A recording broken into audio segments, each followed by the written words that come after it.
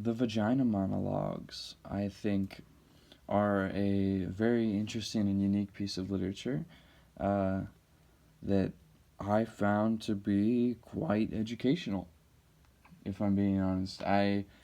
As a straight, white male go, going through public education in Lincoln, Nebraska, um, there wasn't a whole lot addressed about anything regarding anything of this sort. And I think that, well, yes, certain things may have made me uncomfortable. I think that that's what it was designed to do.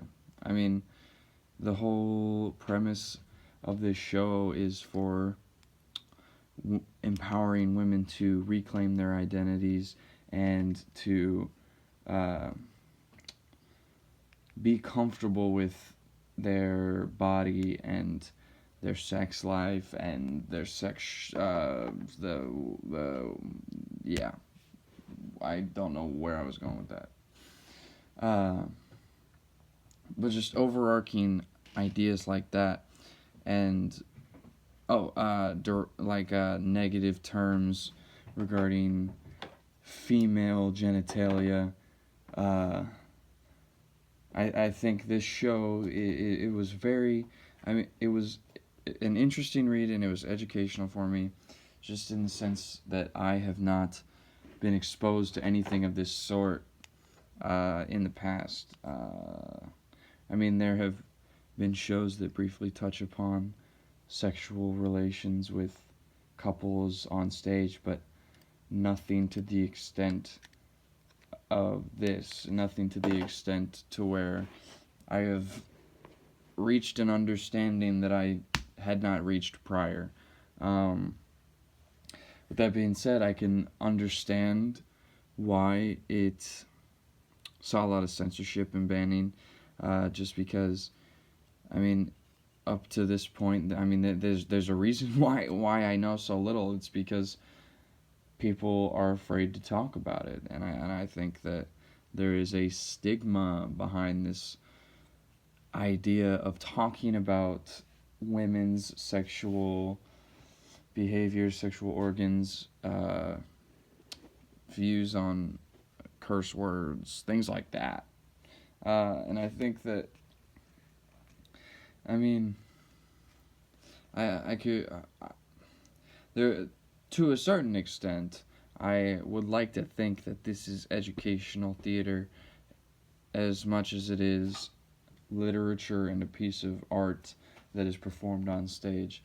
Just because, while yes, it addresses topics that aren't, that people like me have not necessarily been exposed to a whole lot, it encourages a further understanding. It encourages this idea that there shouldn't be a stigma around these things talked about within the show. And I think that it also encourages the idea that we need to progress as a society and stop having this stigma towards women and their sexual health, sexual behavior, things like that.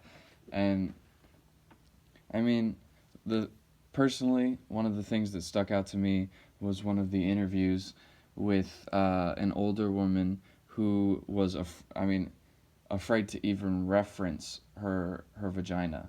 And I think that speaks true to the times, the times that she lived in and the times that we live in now. It's baffling to think that women endured this kind of